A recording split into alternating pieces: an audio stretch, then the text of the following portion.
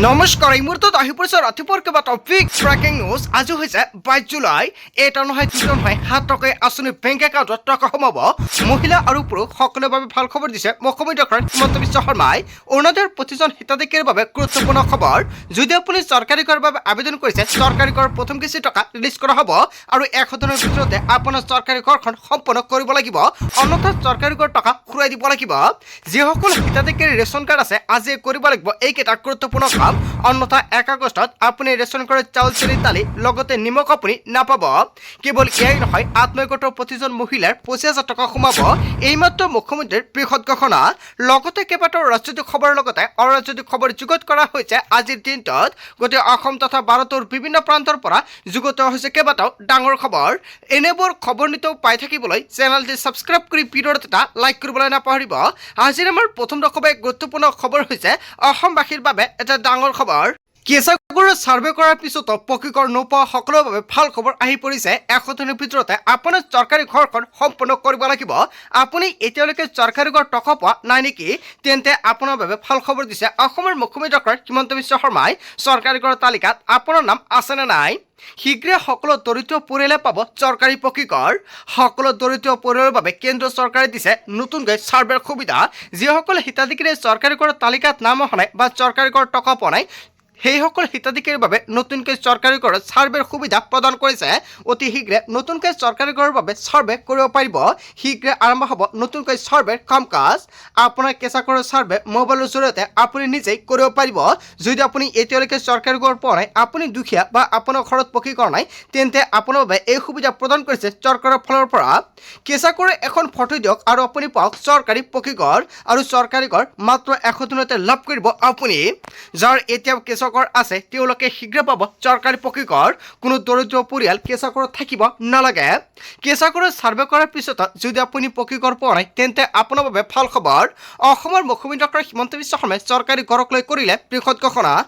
তাৰপিছত অসমবাসী ৰাজক জনাইছে আমাৰ পৰৱৰ্তী অসমৰ গুৰুত্বপূৰ্ণ খবৰ। লগতে এটা ডাঙৰ খবৰ, দেশৰ কোটি কোটি মানুহৰ বাবে জৰুৰী খবৰ আহি পৰিছে। ষ্টেট বেংক অফ ইণ্ডিয়াই লৈ আহিছে এই খবৰ। এটা মাত্ৰ কাম কৰিলে সুৰক্ষিত হৈ পৰিব আপোনাৰ সন্তানটিৰ ভৱিষ্যত। SBIৰ জৰিয়তে এই কামটো কৰিলে আপোনাৰ কন্যা সন্তানে লাভ কৰিব 15 লাখ টকা। মাত্ৰ কেইটামান টকা বিনিয়োগ কৰিলে আপুনি লাভ কৰিব বৃহৎ পৰিমাণৰ ধনৰাশি। বেটি বচাও বেটি পঢ়াও আঁচনিৰ অধীনত আৰম্ভ হৈছে এই সুকন্যা সমৃদ্ধি আঁচনি। ক্ষুদ্ৰ সঞ্চয় আঁচনিৰ সৰ্বশ্ৰেষ্ঠ সুদৰ হাৰ প্ৰদান কৰিব এই আঁচনিয়ে। 7.6% হাৰত সুদ প্ৰদান কৰা হয় এই আঁচনিত। মাহেকত 3,000 টকা বিনিয়োগ কৰিলে 14 বছৰৰ পাছত লাভ কৰিব 9,11,574 টকা। কেৱল এয়াই নহয়, মেচুৰিটিৰ সময়ত লাভ কৰিব 15,22,221 টকা। 8 বছৰ হ'লে আপুনি উলিয়াব পাৰিব 50% ধনৰাশি। ন্যূনতম 250 টকা বিনিয়োগেৰে এই একাউণ্ট খুলিব পাৰিব আপুনি। আঁচনিৰ সবিশেষ জানিবলৈ আপোনাৰ ওচৰৰ SBI শাখাত আপুনি যোগাযোগ কৰক। অনলাইনতে এই আঁচনিৰ বাবে কৰিব পাৰিব আবেদন। এতিয়া আপুনি লগ ইন কৰক অনলাইন sbi.sbi। ডাকঘৰৰ জৰিয়তে এই আঁচনিৰ সুবিধা লাভ কৰিব পাৰিব আপুনি। হয়, এটা ভাল খবৰ আহি পৰিছে চৰকাৰৰ ফালৰ পৰা। চৰকাৰে আপোনালোকক বৃহৎ টকা প্ৰদান কৰিব। তাৰপিছত অসমবাসী ৰাজক জনাইছে আমাৰ পৰৱৰ্তী অসমৰ গুৰুত্বপূৰ্ণ খবৰ। লগতে এটা ডাঙৰ খবৰ, অৰুণোদয় 3.0ক লৈ মুখ্যমন্ত্ৰী ডক্টৰ হিমন্ত বিশ্ব শৰ্মাৰ ডাঙৰ ঘোষণা। কোন কোন মহিলাই নতুনকৈ লাভ কৰিব এই আঁচনি? ৰাজ্যৰ মুখ্যমন্ত্ৰী ডক্টৰ হিমন্ত বিশ্ব শৰ্মাই অৰুণোদয় আঁচনিক লৈ কৰিলে বৃহৎ ঘোষণা। অৰুণোদয় আঁচনিৰ তালিকাত আপোনাৰ নাম অন্তৰ্ভুক্ত হোৱা নাই নেকি? যদি আপুনি ভাবিছে নতুনকৈ আবেদন কৰিব, নিশ্চয় কৰিব পাৰিব। কোনে কোনে নতুনকৈ অৰুণোদয় আঁচনিৰ সুবিধা লাভ কৰিব প্ৰকাশ কৰিলে হিতাধিকাৰীৰ যোগ্যতা। নম্বৰ 1, বিধৱা, অবিবাহিতা, বিবাহ বিচ্ছেদ আৰু অকলশৰীয়া মহিলাই কৰিব পাৰিব আবেদন।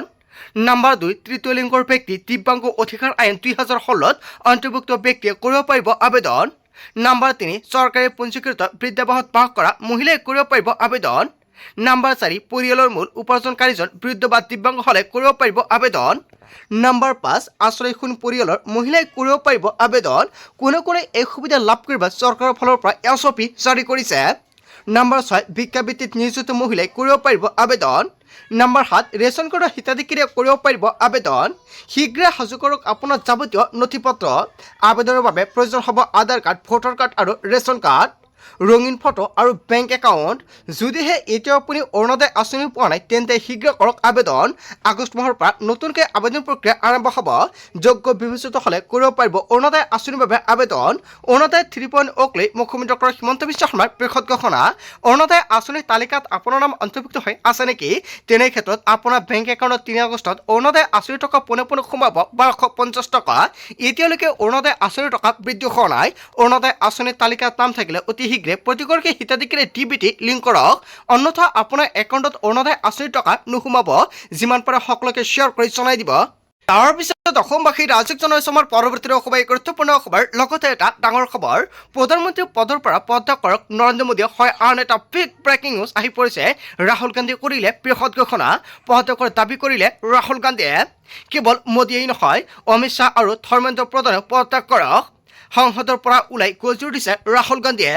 ছাত্ৰ ছাত্ৰীৰ ওচৰত ক্ষমা খোজক প্ৰধানমন্ত্ৰী নৰেন্দ্ৰ মোদীয়ে। সাহস আছে যদি ছাত্ৰ ছাত্ৰীৰ সন্মুখলৈ যাওক প্ৰধানমন্ত্ৰী নৰেন্দ্ৰ মোদীয়ে।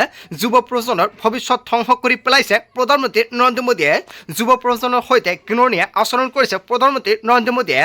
ছাত্ৰ ছাত্ৰীৰ কথা কিয় শুনিব নিবিচাৰে প্ৰধানমন্ত্ৰী নৰেন্দ্ৰ মোদীয়ে। ছাত্ৰ ছাত্ৰীক পুলিচে কৰা আক্ৰমণ কেতিয়াও সহ্য কৰা নহ'ব। ছাত্ৰ ছাত্ৰীৰ ওপৰত হোৱা লাঠিচাৰ্জক লৈ গজুৰি দিছে ৰাহুল গান্ধীয়ে। প্ৰধানমন্ত্ৰীৰ পদৰ পৰা পদত্যাগ কৰক নৰেন্দ্ৰ মোদীয়ে। হয়, আচলতে ৰাহুল গান্ধীয়ে যিটো মন্তব্য কৰিছে জনতাই কি ক'ব? যদি জনতাৰ কিবা মন্তব্য কৰিব লগা থাকে আপোনালোকৰ মন্তব্য নিশ্চয় কমেণ্ট বক্সত জনাই দিব। তাৰপিছত অসমবাসী ৰাজক জনাইছে আমাৰ পৰৱৰ্তী খুবেই গুৰুত্বপূৰ্ণ খবৰ। লগতে এটা ডাঙৰ খবৰ, উন্নত হৈছে ৰাজ্যৰ বান পৰিস্থিতি। অসমৰ মুখ্যমন্ত্ৰী ডক্টৰ হিমন্ত বিশ্ব শৰ্মাই ৰাজ্যৰ বান পৰিস্থিতিক লৈ কৰিলে বৃহৎ ঘোষণা। আপোনাৰ অঞ্চলত বৰ্তমান বানৰ পৰিস্থিতি কেনেকুৱা কমেণ্ট কৰি জনাব। যোৱা 2 দিন ধৰি বেয়া অৱস্থা আছিল ৰাজ্যৰ বান পৰিস্থিতিৰ। আপোনাৰ অঞ্চলত বৰ্তমান বানৰ পৰিস্থিতি কেনেকুৱা? বান পৰিস্থিতিৰ বুজ ল'বলৈ মই নিজে যাম বুলি ঘোষণা কৰিছে মুখ্যমন্ত্ৰীয়ে। আৰু আজি মই যোৰহাট, শিৱসাগৰ আৰু চৰাইদেউলৈ যাম। কেৱল এয়াই নহয়, বনৰতক সকলো ধৰণৰ সহায় সহযোগিতা আগবঢ়োৱা হৈছে। মই আজি বনৰতৰ লগত থাকিম আৰু য'ত য'ত এতিয়া অসুবিধা আছে তাত মই নিজে যাম। বানপানীৰ শেহতীয়া পৰিস্থিতিক লৈ এনেকুৱাকৈ মন্তব্য কৰিছে অসমৰ মুখ্যমন্ত্ৰী ডক্টৰ হিমন্ত বিশ্ব শৰ্মাই। তাৰপিছত অসমবাসী ৰাজক জনাইছে আমাৰ পৰৱৰ্তী খুবেই গুৰুত্বপূৰ্ণ খবৰ। লগতে এটা ডাঙৰ খবৰ, নীট পৰীক্ষাৰ প্ৰশ্নকাকত ফাদিল ৰাজনীতিৰ বিষয় নহয়। হয়, আন এটা বিগ ব্ৰেকিং নিউজ আহি পৰিছে আৰু ইয়াক লৈ কোনেও ৰাজনীতি নকৰিব। প্ৰশ্নকাকত ফাদিলৰ দৰে ঘটনা আৰু পুনৰাবৃত্তি নহ'ব। যুৱ প্ৰজন্মৰ ভৱিষ্যতৰ সৈতে কাকো হেতালি খেলিবলৈ দিয়া নহ'ব। সংসদীয় বৈঠকত মন্তব্য কৰিছে প্ৰধানমন্ত্ৰী নৰেন্দ্ৰ মোদীয়ে। পেপাৰ লিক ঘটনাৰে জড়িত দুৰ্বৃত্তক কঠোৰ শাস্তি দিয়া হ'ব। প্ৰশ্নকাকত ফাদিলৰ পিছতে চৰকাৰে ব্যৱস্থা গ্ৰহণ কৰিছে। যুৱ প্ৰজন্মৰ ভৱিষ্যত ধ্বংস হ'বলৈ নিদিওঁ। ছাত্ৰ ছাত্ৰীৰ ভৱিষ্যত সুৰক্ষাত চৰকাৰৰ কৰ্তব্য। প্ৰশ্নকাকত ফাদিল নহ'বৰ বাবে প্ৰতিখন ৰাজ্যই এক হৈ কাম কৰিব লাগিব। আমাৰ এটাই লক্ষ্য হোৱা উচিত যাতে পুনৰ প্ৰশ্নকাকত ফাদিল নহয়। শিক্ষাৰ্থীৰ ভৱিষ্যতৰ সৈতে জড়িত কোনো বিষয় সহজভাৱে লোৱা নহ'ব। প্ৰতিখন ৰাজ্য চৰকাৰে পৰীক্ষাক লৈ কঠোৰ হোৱাত প্ৰয়োজন আছে। পৰীক্ষাৰ সৈতে জড়িত দুৰ্নীতি আৰু কেলেংকাৰী সহ্য কৰা নহ'ব কেতিয়াও। সংসদীয় বৈঠকত এই মন্তব্য কৰিছে প্ৰধানমন্ত্ৰী নৰেন্দ্ৰ মোদীয়ে। তাৰপিছত অসমবাসী ৰাজক জনাইছে আমাৰ পৰৱৰ্তী খুবেই গুৰুত্বপূৰ্ণ খবৰ। লগতে এটা ডাঙৰ খবৰ, পেট্ৰলৰ পাছত এইবাৰ ৰন্ধন গেছৰ বিকল্প হ'ব ইথানল। হয়, এটা আন এটা বিগ ব্ৰেকিং নিউজ আহি পৰিছে। পৰিকল্পনা সাজু মোদী চৰকাৰৰ। LPGৰ বিকল্প ইন্ধন হিচাপে ব্যৱহাৰ হ'ব ইথানল। দেশৰ কোটি কোটি চনতলৈ জৰুৰী খবৰ আহি পৰিছে। ছেপ্টেম্বৰৰ ভিতৰত ঘোষণা হোৱাৰ সম্ভাৱনা কেন্দ্ৰৰ নতুন নীতি।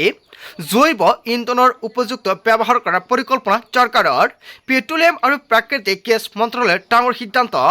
পৰিবহণ খণ্ডৰ উপৰিও চাহিদা বৃদ্ধিৰ বাবে এই সিদ্ধান্ত গ্ৰহণ কৰা হৈছে। এই নীতি প্ৰয়োজন হ'লে পাকঘৰৰ পৰা ৰেষ্টুৰেণ্টলৈকে ব্যৱহাৰ হ'ব ইথানল। ইতিমধ্যে দেশত ব্যৱহাৰ কৰা হৈছে 20% ইথানল মিশ্ৰিত পেট্ৰল। আৰু ছেপ্টেম্বৰৰ ভিতৰত বিকল্প পৰিষ্কাৰ ৰন্ধন নীতি গ্ৰহণৰ সম্ভাৱনা। ইতিমধ্যে এপ্ৰিল মাহৰ পৰাই পৰীক্ষণ আৰম্ভ হৈছে আৰু বৈদেশিক মুদ্ৰা ৰাশি কৰাৰ স্বাৰ্থত নতুন ৰন্ধন নীতি গ্ৰহণৰ সম্ভাৱনা। ইথানল ব্যৱহৃত ৰন্ধন ষ্টভ ব্যৱহাৰকাৰীক সাহায্য প্ৰদানৰ চিন্তা চৰ্চা কৰিছে দেশৰ কোটি কোটি জনতালৈ জৰুৰী খবৰ। তাৰপিছত অসমবাসী ৰাজক জনাইছে আমাৰ পৰৱৰ্তী খুবেই গুৰুত্বপূৰ্ণ খবৰ। লগতে এটা ডাঙৰ খবৰ, CJPৰ পিছত দিল্লী কমাবলৈ সাজু হৈছে হাজাৰ হাজাৰ কৃষক। হাই এলাৰ্ট জাৰি কৰিছে দিল্লী আৰক্ষীৰ।